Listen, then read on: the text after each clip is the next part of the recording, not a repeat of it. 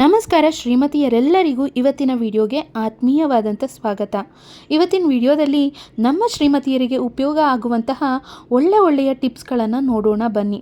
ನೋಡಿ, ಈ ಥರದ್ದು ಜ್ಯುವೆಲರಿ ಬಾಕ್ಸ್ಗಳು ಅಥವಾ ಯಾವುದಾದ್ರೂ ಬಾಕ್ಸ್ ಆಗಲಿ ಇದ್ದರೆ ಹೂವು ಕಟ್ಟೋವಂಥ ಕೆಲಸ ಅತ್ಯಂತ ಸುಲಭ ಆಗುತ್ತೆ.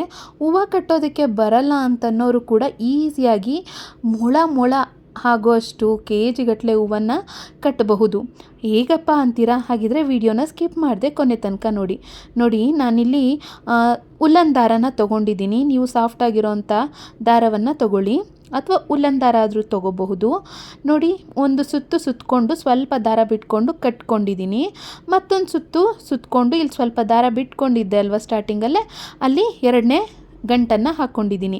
ಇವಾಗ ಒಂದಷ್ಟು ಉದ್ದ ಅಂದಾಜಿನ ಮೇಲೆ ನಿಮ್ಗೆ ಎಷ್ಟು ಹೂವು ಇರುತ್ತೆ ನೋಡಿಕೊಂಡು ಆ ಅಂದಾಜಿನ ಮೇಲೆ ಇಲ್ಲಿ ದಾರಾನ ಬಿಟ್ಕೋಬೇಕಾಗತ್ತೆ. ಒಂದಷ್ಟು ಉದ್ದ ದಾರಾನ ಬಿಟ್ಟು ನಾನಿವಾಗ ದಾರಾನ ಕಟ್ ಮಾಡ್ಕೊಂಡಿದ್ದೀನಿ.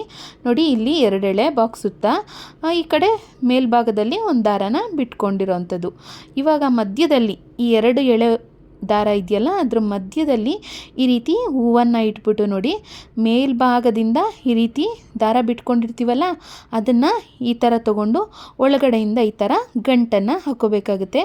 ಕ್ಲೀನಾಗಿ ನೋಡ್ಕೊಳ್ಳಿ. ನೋಡಿ, ಈ ಥರ 2 ಆ ಕಡೆ 2 ಹೂವು, ಈ ಕಡೆ 2 ಹೂವು, ಒಟ್ಟು 4 ಹೂಗಳನ್ನು ಇಡ್ತಾಯಿದ್ದೀನಿ. ಮತ್ತು ಪಟಾಪಟ್ ಅಂತೇಳಿ ಹೂ ಕಟ್ಟೋ ಅಂಥ ಕೆಲಸ ಕೂಡ ಮುಗಿಯುತ್ತೆ. ನಮಗೆ ಹೂ ಕಟ್ಟಕ್ಕೆ ಬರಲ್ಲ ಅಂತ ಅನ್ನೋರು ಕೂಡ ಈ ಥರ ಟಿಪ್ಪನ್ನು ಟ್ರೈ ಮಾಡಿದ್ರೆ ಈಸಿಯಾಗಿ ತುಂಬ ಚೆನ್ನಾಗಿ ಹೂವನ್ನು ಕಟ್ಕೋಬೋದು.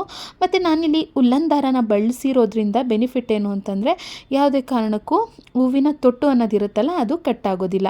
ನೋಡಿ, ಈ ಕಡೆ 2 ಹೂವು, ಆ ಕಡೆ 2 ಹೂವು ಈ ಥರ ಇಟ್ಕೊಂಡು ಈ ಥರ ಗಂಟನ್ನು ಹಾಕೋತಾ ಇದ್ದೀನಿ. ನೋಡಿ, ಝೂಮ್ ಮಾಡಿ ನಾನಿವಾಗ ವಿಡಿಯೋ ಶೂಟ್ ಮಾಡ್ತಾಯಿದ್ದೀನಿ. ನೋಡಿ, ನಿಮ್ಗೆ ಕ್ಲೀನಾಗಿ ಗೊತ್ತಾಗಲಿ ಅಂಥೇಳಿ ಆರಾಮಾಗಿ ಈ ರೀತಿ ಬಾಕ್ಸನ್ನು, ಡಬ್ಬಿಯನ್ನು ನಾವು ನಮ್ಮ ಹತ್ರ ಇಟ್ಕೊಂಡು, ಗ್ರಿಪ್ ಕೂಡ ಚೆನ್ನಾಗಿ ಸಿಗುತ್ತೆ. ಈ ಥರ ಬೆರಳನ್ನು ಇಟ್ಕೊಂಡು ನೋಡಿ ಈಸಿಯಾಗಿ ನಾವು ಹೂವನ್ನು ಕಟ್ಕೋಬಹುದು.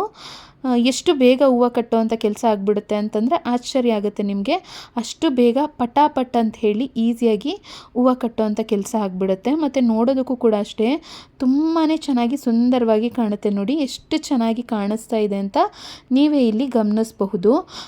ಈ ಕಡೆಯಿಂದ ಕಟ್ಕೊಬರ್ಬೋದು, ಅಂದರೆ ಇನ್ನೂ ಹೂವನ್ನು ಕಟ್ಕೋಬಹುದು. ಆದರೆ ಇದು ಗಿಡದಲ್ಲಿ ಬಿಡಿಸಿರೋ ಅಂಥ ಹೂವು. ನನ್ನ ಹತ್ರ ಎಷ್ಟು ಹೂವು ಇತ್ತೋ ಅಷ್ಟು ಹೂವನ್ನು ಮಾತ್ರ ನಾನು ಇಟ್ಟು ಈ ಥರ ಹೂವನ್ನು ಕಟ್ಟಿದ್ದೀನಿ. ಡೊಂಕ ಕೂಡ ಬರೋದಿಲ್ಲ. ಕ್ಲೀನಾಗಿ ಈ ಥರ ಹೂವನ್ನು ಇಟ್ಟು ಕಟ್ಟೋದ್ರಿಂದ ತುಂಬ ಚೆನ್ನಾಗಿ ಕ್ಲೀನಾಗಿ ಕಾಣಿಸುತ್ತೆ. ಹಿಂಭಾಗದಲ್ಲೂ ಬಾಕ್ಸ್ ಸುತ್ತಲೂ ಕೂಡ ನಾವು ಹೂವನ್ನು ಜೋಡಿಸ್ಕೊಳ್ತಾ ಕಟ್ಕೊಂಡು ಹೋಗ್ಬೋದು. ತುಂಬ ಚೆನ್ನಾಗಿ ಕಾಣುತ್ತೆ. ನೋಡಿ, ಇವಾಗ ಕಟ್ ಮಾಡ್ಕೊಳ್ತಾ ಇದ್ದೀನಿ.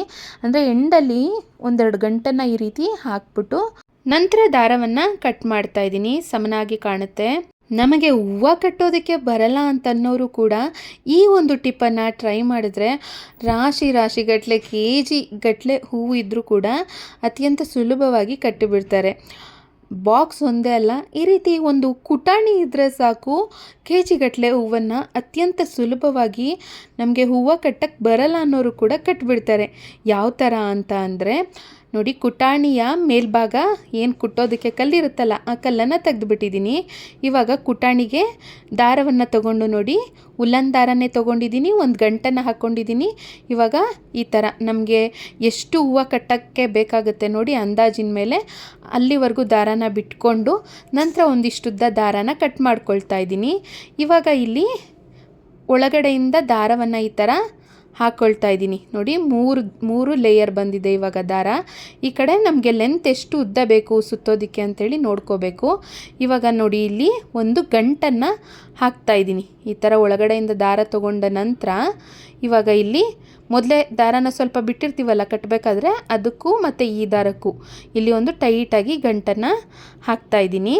ನೋಡಿ, ಈ ದಾರ ಎಕ್ಸ್ಟ್ರಾ ಬಿಟ್ಕೊಂಡಿದ್ದೀನಿ. ಇದು ಹೂವನ್ನು ಕಟ್ಟೋದಕ್ಕೆ ಬೇಕಾಗುತ್ತೆ. ಇವಾಗ ನಾನು ದಾಸವಾಳದ ಹೂವನ್ನು ಕಟ್ತಾ ಇದ್ದೀನಿ. ಯೂಶಲಿ ದಾಸವಾಳದ ಹೂವನ್ನು ಕಟ್ಟೋದು ಅಥವಾ ಮಾಲೆ ಮಾಡೋದು ಕಷ್ಟ ಅಂತ ಹೇಳಿ ಅಂತಾರೆ. ಬಟ್ ಈ ಥರ ಕಟ್ಟಿದ್ರೆ ತುಂಬಾ ಚೆನ್ನಾಗಿ ದಾಸವಾಳದ ಹಾರವನ್ನು ಮಾಡ್ಕೋಬೋದು. ಇದೇ ವಿಧಾನದಲ್ಲಿ ಶಾವಂತಿಗೆ ಹೂ ಬರುತ್ತಲ್ಲ, ಅದನ್ನು ಕೂಡ ಕಟ್ಟಿ ತುಂಬ ಚೆನ್ನಾಗಿರುವಂಥ ಒಂದು ಹಾರವನ್ನು ಮಾಡ್ಕೊಳ್ಬಹುದು. ಅಥವಾ ಮಾಮೂಲಿ ಮಲ್ಲೆ, ಮಲ್ಲಿಗೆ ಆ ಹೂಗಳನ್ನು ಕೂಡ ಅಷ್ಟೇ ಈಸಿಯಾಗಿ ಇಟ್ಕೊಂಡು, ಅಂದರೆ ಸ್ವಲ್ಪ ದೊಡ್ಡ ಹೂವನ್ನು ಕಟ್ಟೋಕ್ಕೆ ಈ ಥರ ನಾವು ದಾರವನ್ನು ರೆಡಿ ಮಾಡಿಕೊಂಡ್ರೆ ಈಸಿ ಆಗುತ್ತೆ. ನೋಡಿ ಮಧ್ಯದಲ್ಲಿ 2 ದಾರ ಏನು ಬಿಟ್ಕೊಂಡಿದ್ದೀವಲ್ವ, ಆ ಮಧ್ಯದಲ್ಲಿ ಒಂದು ದಾಸವಾಳದ ಹೂವನ್ನು ಈ ಥರ ಹಿಂದಗಡೆ ತೊಟ್ಟನ್ನು ತೆಗೆದುಬಿಟ್ಟು ಇಡ್ತಾಯಿದ್ದೀನಿ. ನಂತರ ಈ ಮೇಲ್ಭಾಗದಿಂದ ಈ ರೀತಿ ಒಂದು ಗಂಟನ್ನು ಹಾಕ್ತಾಯಿದ್ದೀನಿ. ತುಂಬಾ ಚೆನ್ನಾಗಿ ಕೂರುತ್ತೆ. ಬೇಕಿದ್ರೆ ನೀವು ಈ ಹಾರ ಎಲ್ಲ ಕಟ್ಟಿದ್ದೆಲ್ಲ ಆದಮೇಲೆ ನೋಡಿ ಎಷ್ಟು ಚೆನ್ನಾಗಿ ಕಾಣಿಸುತ್ತೆ. ನಾನು ಫೋಟೋಗೆಲ್ಲ ಹಾಕಿ ತೋರಿಸ್ತೀನಿ. ತುಂಬ ಚೆನ್ನಾಗಿ ಕೂಡ ಕಾಣಿಸುತ್ತೆ.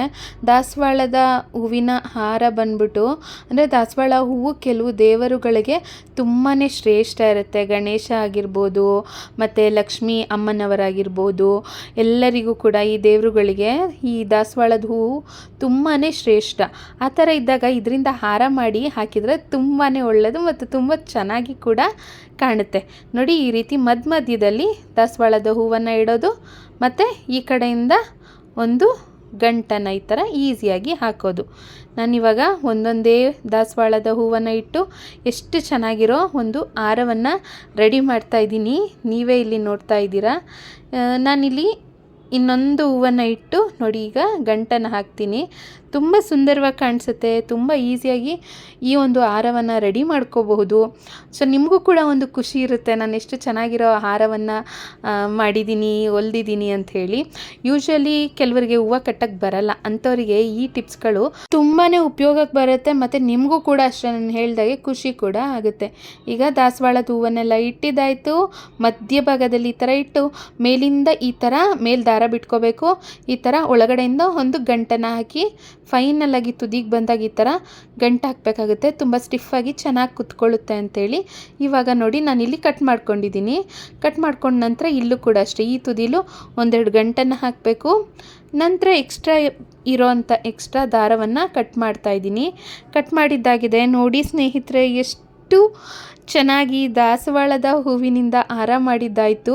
ಎಷ್ಟು ಚೆಂದ ಕಾಣಿಸ್ತಾ ಇದೆ, ನೋಡೋದಕ್ಕೂ ಕೂಡ ಅಷ್ಟೇ ತುಂಬ ಚೆನ್ನಾಗಿ ಗುಚ್ಚುಗುಚ್ಚುವಾಗಿ ಎಷ್ಟು ಚೆನ್ನಾಗಿ ಕಾಣಿಸ್ತಾ ಇದೆ. ಖುಷಿ ಆಯಿತು ನನಗಂತೂ ಈ ಒಂದು ಹಾರವನ್ನು ನೋಡಿ. ಬೇಕಂದರೆ ನೀವು ಇನ್ನೂ ದಾರವನ್ನು ಸ್ವಲ್ಪ ಲೆಂತಿ ಬಿಟ್ಟು ನೀವು ಇನ್ನೂ ದೊಡ್ಡ ಹಾರವನ್ನು ಕೂಡ ಮಾಡ್ಕೋಬೋದು. ನಾನಿಲ್ಲಿ ಪುಟ್ಟ ಹಾರವನ್ನು ಮಾಡಿ ತೋರಿಸಿದ್ದೀನಿ. ಸೊ ನೋಡೋದಕ್ಕೂ ಕೂಡ ಅಷ್ಟೇ ತುಂಬಾ ಸುಂದರವಾಗಿ ಚೆನ್ನಾಗಿ ಕಾಣಿಸುತ್ತೆ. ದೇವಸ್ಥಾನ ಹೋದಾಗ ನಾವು ಈ ಥರ ದಾಸವಾಳದ ಹೂವಿನಿಂದ ನಮ್ಮ ಗಿಡದಲ್ಲಿ ಹೂಗಳು ಬಿಡುತ್ತೆ ಅಂದರೆ ಹಾರವನ್ನು ಮಾಡಿ ತಗೊಂಡೋಗಿ ಕೊಡ್ಬೋದು. ತುಂಬ ಖುಷಿಯಾಗುತ್ತೆ. ಮನೆಯಲ್ಲಿ ಫೋಟೋಗಳಿಗೂ ಕೂಡ ನೋಡಿ ಈ ಥರ ಹಾರವನ್ನು ನಾವು ಹೊಲಿದು ಹಾಕ್ಬೋದು, ಕಟ್ಟಿ ಹಾಕ್ಬೋದು. ತುಂಬ ಚೆನ್ನಾಗಿ ಕಾಣಿಸುತ್ತೆ. ಈ ಟಿಪ್ಸ್ ಇಷ್ಟ ಆದರೆ ಲೈಕನ್ನು ನೀಡಿ. ವಿಡಿಯೋದಲ್ಲಿ ಮುಂದಿನ ಟಿಪ್ಸ್ ನೋಡೋಣ ಬನ್ನಿ. ಕಸವನ್ನು ಗುಡಿಸ್ತೀವಿ, ಆದರೂ ಕೂಡ ಕೆಲವೊಮ್ಮೆ ಈ ಕೂದಲುಗಳು, ಸಣ್ಣ ಪುಟ್ಟ ಕೂದಲುಗಳು ಹಾಗೇ ಇರುತ್ತೆ ಅಂತ ಅಂದರೆ ಈ ರೀತಿ ಡಬಲ್ ಸೈಡ್ ಗಮ್ ಟೇಪ್ ಬರುತ್ತಲ್ವ, ಎಲ್ಲಾದರೂ ಸ್ಟಿಕ್ ಮಾಡಿದ್ದೀರಾ, ಸ್ವಲ್ಪ ಹಳೇದಾಗಿದೆ ಅಂದರೂ ಕೂಡ ನೀವು ಅದನ್ನು ತೊಗೋಬೋದು. ಜಸ್ಟ್ ಪೊರ್ಕೆ ತುದಿಗೆ ಈ ಥರ ಅಂಟಿಸ್ಕೋಬೇಕಾಗುತ್ತೆ. ಸ್ವಲ್ಪ ಗಮ್ ಕಡಿಮೆ ಇರೋದನ್ನೇ ನೀವು ಪೊರ್ಕೆಗೆ ಅಂಟಿಸ್ಕೊಳ್ಳಿ.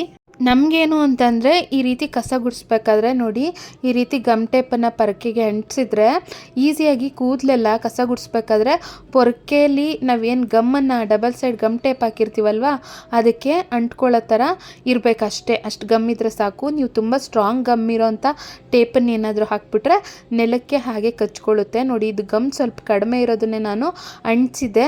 ಇವಾಗ ನೋಡಿ ಇದರಲ್ಲಿ ಎಷ್ಟೊಂದು ಕೂದಲುಗಳು ಬಂದಿದೆ ಅಂಥೇಳಿ ನೀವೇ ಇಲ್ಲಿ ನೋಡಬಹುದು. ಕಸ ಗುಡಿಸ್ಬೇಕಾದ್ರೆ ಈ ಒಂದು ಸಿಂಪಲ್ ಟಿಪ್ ಇಷ್ಟ ಆದರೆ ನಿಮಗೆ ಖಂಡಿತ ಟ್ರೈ ಮಾಡಿ.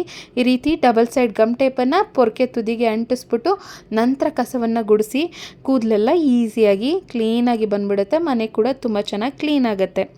ತಲೆಯಲ್ಲಿ ಏನೇನು ಸಮಸ್ಯೆ ಇದ್ದರೆ ಅಪ್ಪಪ್ಪ ತುಂಬಾ ಕಿರಿಕಿರಿ, ಒಂದು ರೀತಿ ಮುಜುಗರನೇ ಆಗುತ್ತೆ. ಆ ಥರ ಆಗ್ತಿದೆ ಅಂತಂದರೆ ಈ ಒಂದು ರೆಮಿಡಿಯನ್ನು ಟ್ರೈ ಮಾಡಿ. ತಲೆಯಲ್ಲಿ ಒಂದು ಏನು ಕೂಡ ಇರೋದಿಲ್ಲ, ಎಲ್ಲ ನಾಶ ಆಗಿಬಿಡುತ್ತೆ.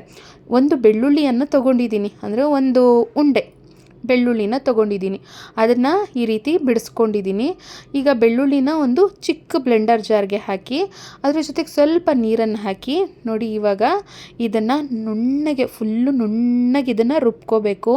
ನಾನಿವಾಗ ಇದನ್ನು ರುಬ್ಬಿ ತೋರಿಸ್ತೀನಿ ನೋಡಿ. ಆ ಥರ ಕನ್ಸಿಸ್ಟೆನ್ಸಿ ಬರೋವರೆಗೂ ರುಬ್ಕೋಬೇಕಾಗುತ್ತೆ. ನಿಮ್ಮ ಹತ್ರ ಬ್ಲೆಂಡರ್ ಜಾರ್ ಇಲ್ಲ ಅಂತಂದರೆ ನೀವು ಚಿಕ್ಕ ಮಿಕ್ಸಿ ಜಾರ್ ಬರುತ್ತಲ್ವ ಆ ಸ್ಮಾಲ್ ಜಾರಿಗೆ ಹಾಕಿ ರುಬ್ಕೊಳ್ಳಿ.